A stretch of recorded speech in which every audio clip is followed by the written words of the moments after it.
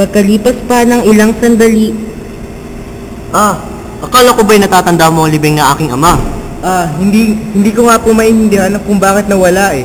Teka, ang tanda ko ay sa Dacoron siya ay nilibing. Doon. sumunod ang noo ni Ibarra at sa nayayamot na tinig ay, Ang mabuti pa ay magtanong ka sa dalawang sepulturerong yun. Opo. Nagkakapatong na nga po.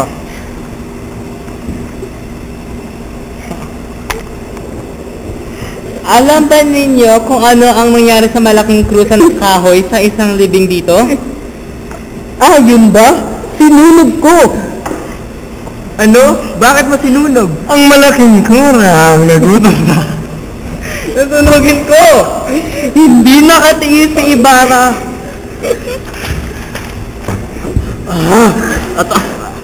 At ang bakay, saan naroroon?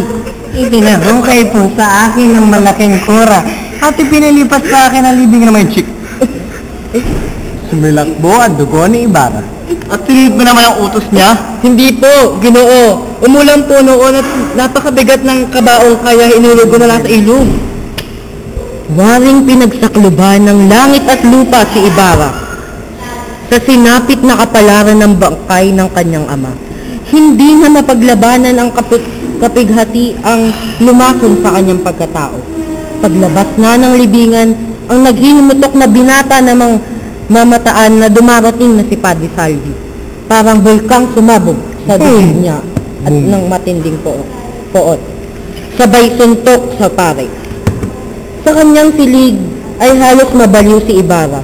Doon niya ibinulalas ang sama ng loob sa pamamagitan ng pagluha.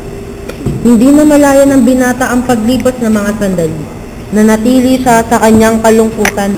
Samantala, ang magkapatid na Basilio at Crispin ang kampanero ng simbahan. Kuya Basilio, magkano ang sasahurin mo sa katapusan na buwan? Bakit? Pwede ba bayaran mo ng nawawalang ginto na ibinintang sa akin ng sakristan mayor? Hindi pwede. 2 piso lang ang mga sasahurin ko. Ang halaga ng 2 onsa ay 32 piso.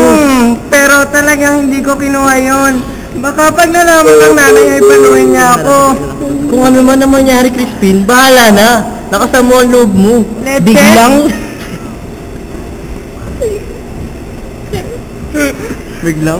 Biglang sumulpot buhat kung saan ang sakristan mayor at Basilio, nagmumota ka dahil sa maling pagtutugtog ng kampana.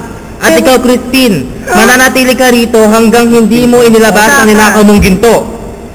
pero wala po akong ninakaw na ginto. Wala! Sinungaling! Pa!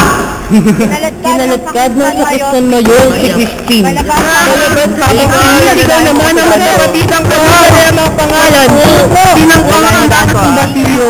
Kaya't sa tore ng simbahan siya na may bay sa pamamagitan ng lubid ng kampana.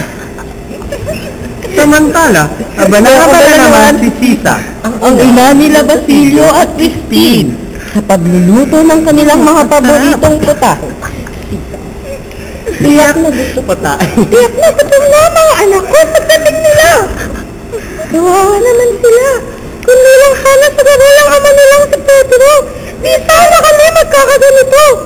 Dumating si Pedro at inubos lamang ang lahat ng hinandamin na niluto ni Sisa at sinabayan lamang ng alis. Ilang sandali pa ay kumatok sa pintuan at nagsisigaw, Ina! Ina! Ay! Sabunin niyo ako, Ina! Ay, nangyari sa'yo? Na! Diyos ko! Ano nangyari sa'yo, Basilio? Si Crispin po, naiwan sa ambento. Talaga? Opo.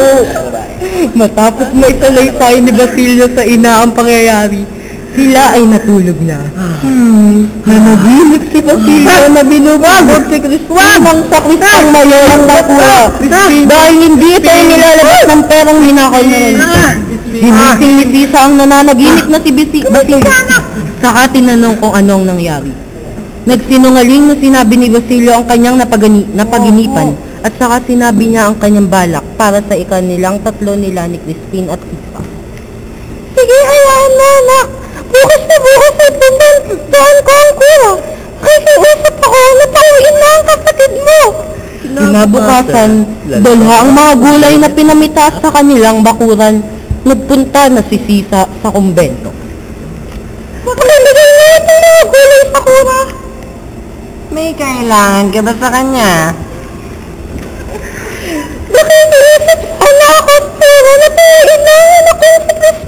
Ba't ganyan ang boses mo? Aba, wala ba sa bahay niyo ang magnanakaw na yon?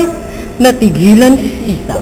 Hindi niya malaman ang kanyang sasabihin. Mabuti kang ina, ngunit ang iyong anak, man siguro ay binatugan. Naparagulgol si Sisa sa parating na baba. Ba't nga ganyan ang boses mo? Nabubulahagan ka lamang dahil mga anak mo sila. Kagabi tumakas si Crispin matapos magnakaw sa kumbento. Walang nakakalam kung nasan siya. Ipinalam na namin ito sa mga gwardiya sibil.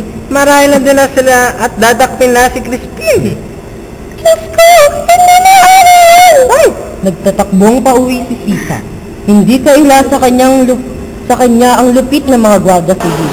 Sisa, ang aking mga anak, Diyos ko, iligtas mo po sila. Gimbal lang sa pagdating niya sa kanila ay naroon na ang mga gwardiya sibil. Hindi malaman ni Sisa kung ano ang kanyang gagawin. Natanaw ng pinuno ng gwardiya si Sisa. Tinawag nila ito at, Ikaw si Sisa? Ang ina ng mga paslit na magnanakaw, di ba? Talagang huhulihin namin sila. Pero nakatakas ang malaki. Yung maliit, saan mo tinago? Isauli mo na lang ang mga ninakaw ng mga anak mo.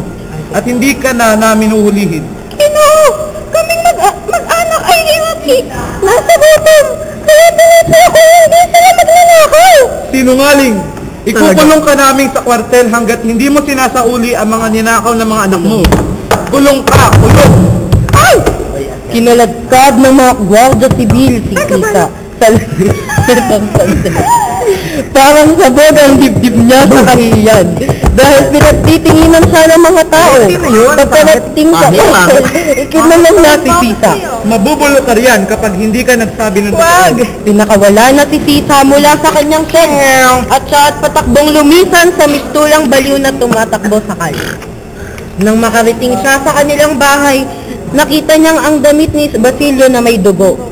Hindi na kayang tanggapin ni Sisa ang lupit ng pangyayari, kaya tinakasan niya ang kanyang katimbang. Basilio, Crispin,